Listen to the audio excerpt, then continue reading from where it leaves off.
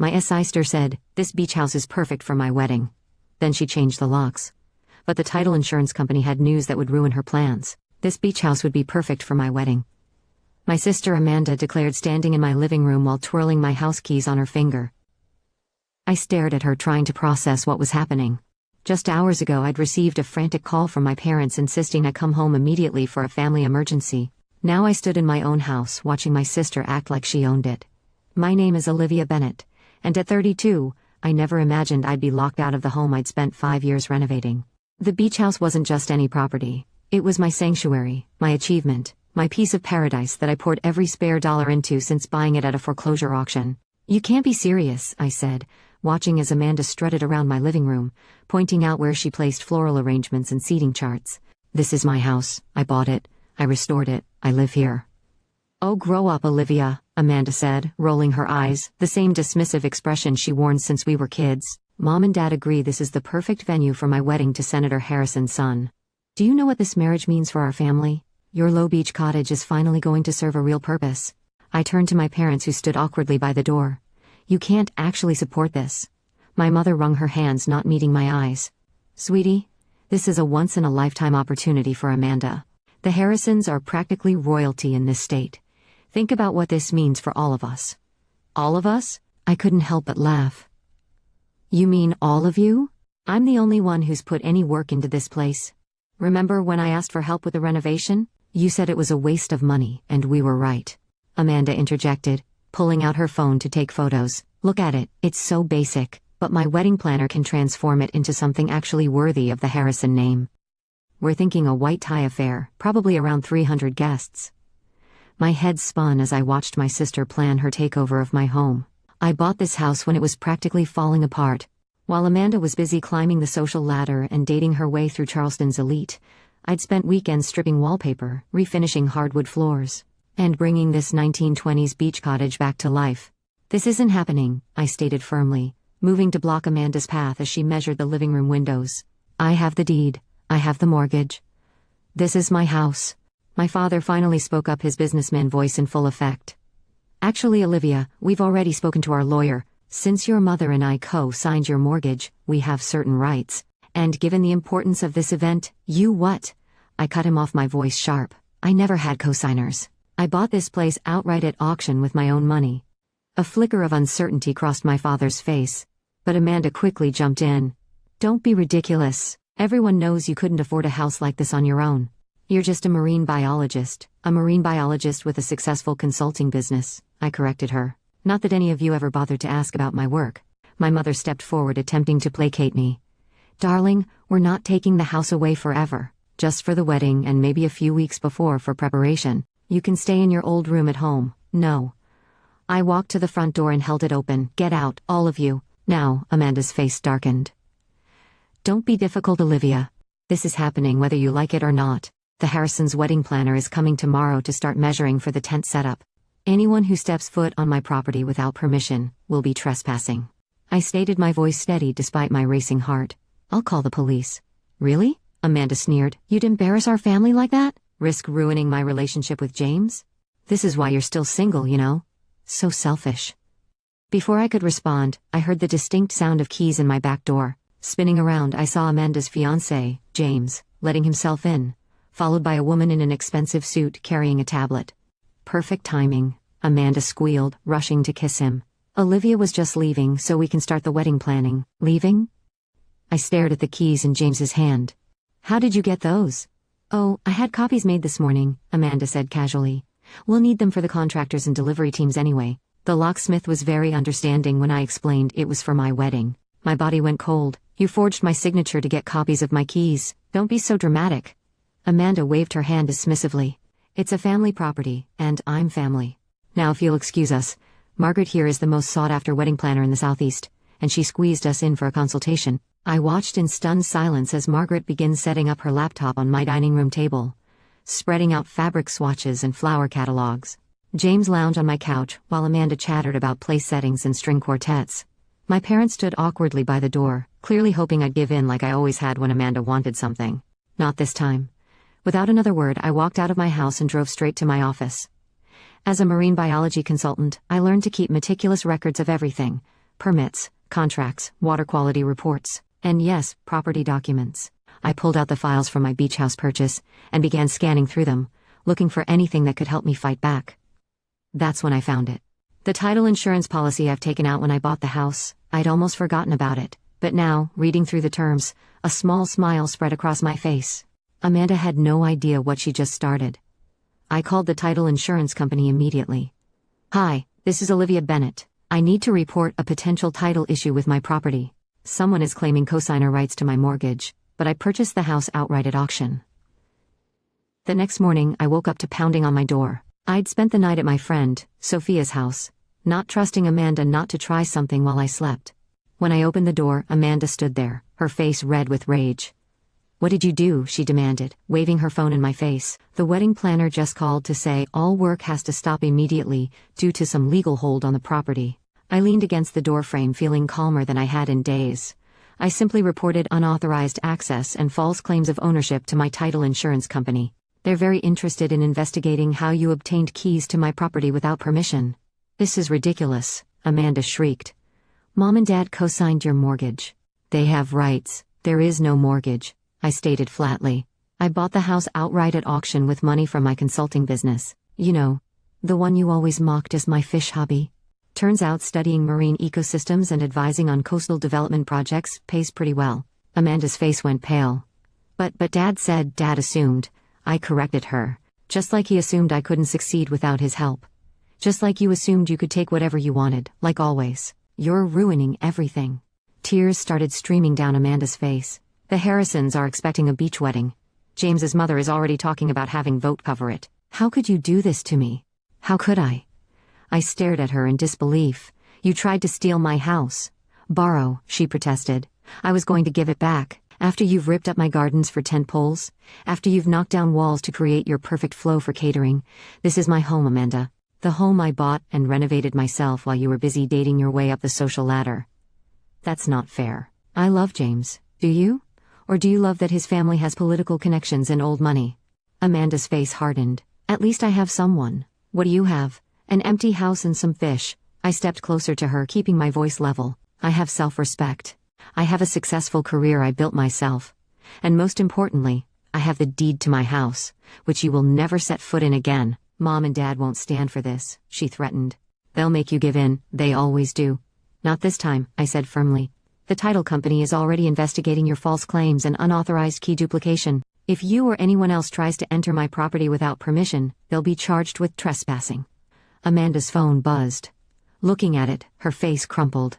"The wedding planner just dropped us. She says she can't risk being involved in a property dispute." She looked up at me, tears streaming down her face. "You've ruined everything." "No, Amanda, you did that yourself."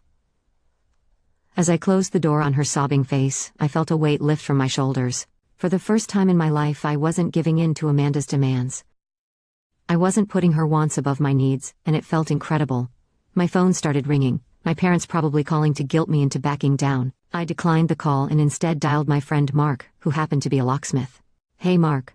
Remember that beach house renovation you helped me with? I need all the locks changed today." "Sure thing," he replied.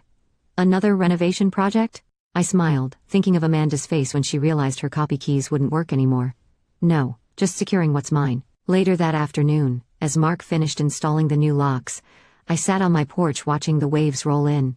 My phone had been buzzing nonstop with messages from family members, aunts, uncles, cousins, all insisting I was being selfish, that I was destroying Amanda's happiness out of sheer stubbornness. None of them had ever visited me here. None of them had helped when I was spending every weekend stripping paint and replacing rotted boards. None of them had believed in me when I said I could make it on my own, but I had done it. And I wasn't about to let anyone take it away from me. My phone buzzed again. A text from James, Amanda's fiancé. "Your sister is inconsolable. How could you do this to your own family?" I typed back a simple response. "How could you accept keys to a house that wasn't yours?" Then I blocked his number. The sun was setting over the water, painting the sky in brilliant oranges and pinks. I thought about all the sunsets I'd watched from this porch while renovating, dreaming of the day my house would be finished. Now it was perfect, not for a society wedding, but for me. A notification popped up on my phone, an email from the title insurance company. They wanted to schedule a meeting to discuss my case first thing tomorrow morning. I smiled knowing this was just the beginning. Amanda and my parents had no idea what they'd started, but I did, and I was ready. The title insurance company's office was exactly what you'd expect. Mahogany and leather designed to convey stability and old money. I sat across from Linda Martinez, their lead investigator, watching as she reviewed my documentation. "Miss Bennett," she said, looking up from the pile of papers. "I have to say, your record-keeping is impressive. Most homeowners can't produce original auction documents and renovation permits on short notice." I smiled slightly. "My work requires detailed documentation. You never know when someone might question your research findings or, apparently, try to steal your house." Linda nodded, making notes on her tablet. "About that, we've uncovered some concerning activities. Your sister didn't just duplicate your keys. She's been contacting contractors, vendors, and event companies representing herself as the property owner." My stomach tightened. What exactly has she been doing? "We found contracts signed in your name for extensive property modifications, plans to remove the back garden for a reception tent, knock down the sunroom wall for a grand entrance, even permits filed for a temporary beachfront pavilion." She paused. "All with forged signatures." I felt the blood drain from my face. "She forged my signature on permit applications multiple times, and that's not all." Linda pulled out another document. "She's been telling vendors that you're her property manager, not the owner. According to our investigation, she's collected nearly $50,000 in venue deposits." "She's what?" I stood up, pacing the office. "That's straight-up fraud." "It is," Linda agreed, "which is why we've already notified the authorities. Title insurance doesn't just protect against old claims. It covers present-day fraud and misrepresentation too." Just then my phone buzzed. A text from Sophia. "Your parents and Amanda just showed up at my house looking for you. They seem pretty worked up." Before I could respond, Linda's office phone rang. After a brief conversation, she looked at me with raised eyebrows. "Your father's in our lobby demanding to speak with our legal team. Says there's been a misunderstanding about his co-signing rights." I laughed bitterly. "He still thinks he can fix this with his businessman act. What happens now?" "Now," Linda said, gathering her papers, "we proceed with formal charges. Your sister's actions constitute criminal fraud. Unless what? Unless she returns all venue deposits and signs a legal admission of fraud? We can handle this civilly. Keep it out of the criminal system." I thought about Amanda, about all the times she'd taken what she wanted without consequences, about my parents constantly enabling her behavior. "Let me talk to my father first," I said. Downstairs I found my father in full bluster mode, lecturing a young security guard about family property rights. He turned when he saw me, relief crossing his face. "Olivia, thank goodness. These people don't understand. This is just a family matter. We can sort this out ourselves." "A family matter?" I kept my voice level. "Dad, Amanda committed fraud. She forged my signature, took money from vendors, filed false permits. This isn't about a wedding venue anymore." His face paled. "What are you talking about?" I handed him copies of the contracts Linda had shown me. "Your perfect daughter has been running a scam, Dad. She's collected thousands in venue deposits for a property she doesn't own." He sank into a lobby chair, scanning the documents. "This can't be right. Amanda wouldn't." "Wouldn't what? Lie? Steal? That's exactly what she's doing. And you and Mom have been helping her whether you realized it or not." "We thought." He trailed off, looking lost. "Your mother and I really believed we had CO signed your mortgage," Amanda said. Amanda said what she needed to say to get what she wanted. Just like always, I sat next to him. "The question is, what are you going to do about it?" Before he could answer, the lobby doors burst open. Amanda stormed in, followed by my mother and James. "How dare you?" Amanda shrieked, waving her phone. "The wedding planner just told me all the vendors are demanding their deposits back. Do you know how humiliating this is?" "Not as humiliating as being arrested for fraud," I replied calmly. That stopped her short. "What? Fraud, Amanda? That's what it's called when you forge signatures and take money under false pretenses." James stepped forward, his lawyer mask slipping. "Now wait a minute. Did you know?" I asked him directly. "Did you know she was forging my signature and collecting deposits?" He hesitated just a fraction too long. "James," my father stood up. "Did you help Amanda with this? The perfect society couple fucks hot cracked." Amanda burst into tears while James started backing toward the door. "I need to call my father," he muttered. "Your father, the senator?" I smiled grimly. I'm sure he'd love to hear how his son was involved in real estate fraud. Great headline for his re-election campaign. My mother grabbed my arm. "Olivia, please, we can fix this. Just let Amanda have her wedding. She'll return deposits." "It's not about the money." I cut her off. "It's about Amanda finally facing consequences for her actions, and you and Dad finally stopping her." Linda cleared her throat from behind us. "Miss Bennett, the police are here to take statements. Should I tell them to proceed?" I looked at my sister, really looked at her. Behind the tears and mascara, I saw no remorse, only anger that she'd been caught. Yes, I said firmly, proceed. The next hour passed in a blur of police statements and legal documents. Amanda alternated between crying and threatening, while James mysteriously disappeared to make some calls. My father aged 10 years before my eyes, as he learned the full extent of Amanda's deception. By sunset, it was done. Amanda would return all deposits and sign a confession of fraud. In exchange, no criminal charges would be filed.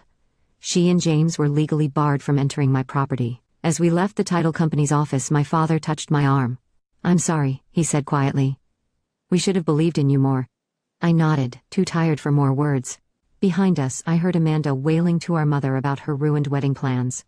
Some things never change, but I had changed. And as I drove home to my beautiful beach house, my legal documented mine alone beach house, I felt nothing but peace.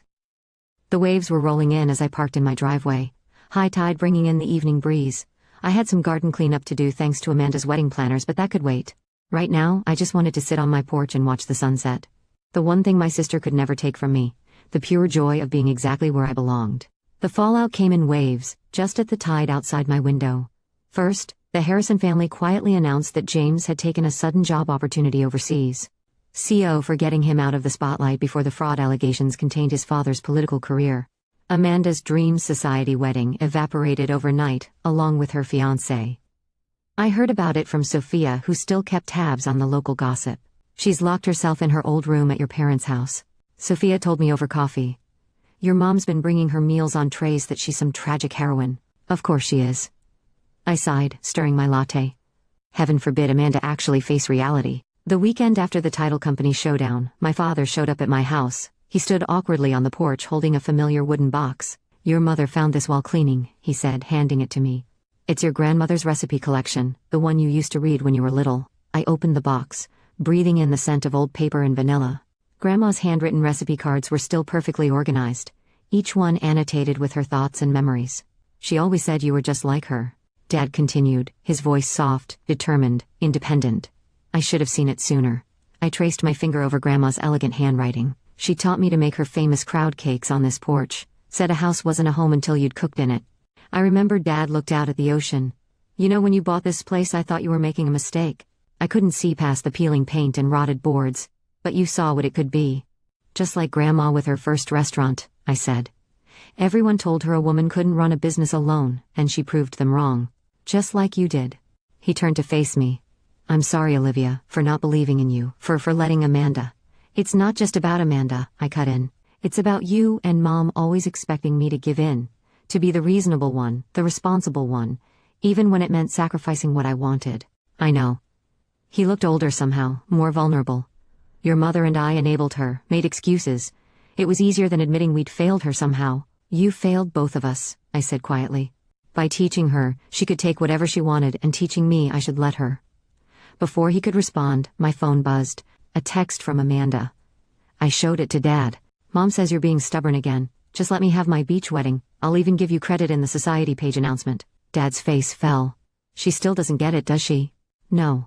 And she won't as long as everyone keeps protecting her from consequences." That evening, after Dad left, I sat at my kitchen counter with Grandma's recipe box. Between the cards I found an old photo. Me at about 8 years old, standing proudly next to my first batch of cookies. Amanda was in the background already pouting because I'd gotten to crack the eggs. Some patterns start early. The next week brought more changes. The title company's investigation had spooked other society families who booked my house for events through Amanda. They quickly canceled, demanding their deposits back. Amanda's perfect wedding venue scheme crumbled like a sand castle at high tide. My mother tried calling daily, leaving voicemails that ranged from guilt-tripping to bargaining. "Surely we can work something out," she pleaded. Amanda's heartbroken. "The Harrisons won't even return our calls anymore." I let them go to voicemail. Instead, I focused on repairing the damage to my garden, where Amanda's wedding planners had started marking out tent locations. Sophia helped me replant the native dune grasses, our hands deep in the sandy soil as we talked. "You know," she said, patting down a cluster of sea oats, "I always wondered why you bought a house with a sea view when you spend so much time underwater for work." I sat back on my heels looking out at the waves because down there, I'm studying someone else's home. Up here, I'm building my home. That weekend, I hosted a small dinner party. My first since the whole wedding venue drama. Just close friends, good food, and the sound of waves through open windows. I made Grandma's crab cakes following her handwritten instructions exactly. 1 year later, I stood in my kitchen putting the finishing touches on a birthday cake, not just any cake, but Grandma's special coconut layer cake, made from the recipe card I found in her wooden box. The sound of laughter drifted in from the porch where my father was telling Sophia's kids about the local pelicans. Things had changed so much in a year. After the wedding venue scandal died down, Amanda eventually emerged from her self-imposed exile, not because she'd learned anything, but because she found a new wealthy boyfriend in Savannah. She hadn't spoken to me since the title company shout-out, which suited me just fine. My parents, though, that was different. It started with Dad's weekly visits to help me restore the garden Amanda's wedding planners had trampled. At first we worked in awkward silence, but gradually stories began to surface about Grandma's determination to succeed, about his own regrets, about the ways he and Mom had failed both their daughters by picking favorites. Mom took longer to come around, but the day she showed up with Grandma's old china set, saying it belonged in a home where people actually gathered to enjoy meals together, I knew something had shifted. "Your sister's engagement announcement is in the paper," she said now, walking into the kitchen with empty lemonade glasses and Savannah. "But for her," I replied, focusing on the cake frosting. Mom set the glasses in the sink. "She wanted me to ask if she could have her wedding here again. Says the new venue just doesn't have the same charm." I put down the spatula and turned to face her. "And what did you tell her?" "I told her no." Mom's voice was firm. "I told her this is your home, not a backdrop for her social climbing." Then I suggested she focus on building her own life instead of trying to take pieces of yours. I stared at her stunned. "You really said that?" "I did." She smiled sably. "It's taken me far too long to learn how to be fair to both my daughters. I'm sorry for that, Olivia." Before I could respond, Sophia's voice called from the porch. "Hey, marine biologist, there's a sea turtle nesting on your beach." I rush outside, everyone following close behind. Sure enough, a loggerhead turtle was making her way up the dune, looking for the perfect spot to lay her eggs. "Can you watch?" Sophia's daughter whispered excitedly. From a safe distance, I said, leading them to the porch steps. "She needs to feel secure." We sat together in the gathering dusk, watching as the turtle methodically dug her nest. Dad put his arm around my shoulders just like he used to when I was little. And we'd watch thunderstorms roll in over the ocean. "You know what this means," he said quietly. "She thinks your beach is safe, a good place for new beginnings." I thought about all the new beginnings this house had seen, the renovations that brought it back to life, the dinner parties that filled it with friendship, the family relationships slowly being rebuilt, not on obligation or favoritism but on respect and understanding. Later that night, after everyone had gone home, I sat on my porch with a piece of Grandma's coconut cake. The turtle had finished her nest and returned to the sea, but her presence lingered like a blessing. My phone buzzed. A text from Amanda. "Heard you had a family party without me. Mom says you're still being difficult about the wedding menu. When are you going to grow up and start putting family first?" I deleted it without responding. Some people never change, but that doesn't mean you have to keep playing their game. Instead, I opened my laptop to finish the proposal I've been working on, a grant application for a marine education center. I've been hesitant to take on such a big project, but something about watching that turtle choose my beach for her nest had given me the final push of confidence. The plans included a section of my property transformed into a public education space where kids could learn of sea life and conservation. It wouldn't be a society wedding venue, but it would be something much more meaningful. As if agreeing with my thoughts, a warm breeze carried the sound of waves up to the porch. My house creaked gently the way old houses do when they're settling in for the night. Some buildings are just structures, pieces of property to be bought and sold, borrowed, or stolen. But some become something more, a testimony to perseverance, a shelter for new dreams, a true home. My home, not because someone gave it to me or because I took it from someone else, but because I built it board by board, dream by dream, on a foundation of my own making. The turtle had known what I've learned over this past year. Sometimes you have to dig deep, trust your instincts, and create your own safe harbor. And sometimes when you do, you end up with something worth more than all the society weddings in the world. I closed my laptop and leaned back in my chair, listening to the rhythm of the waves.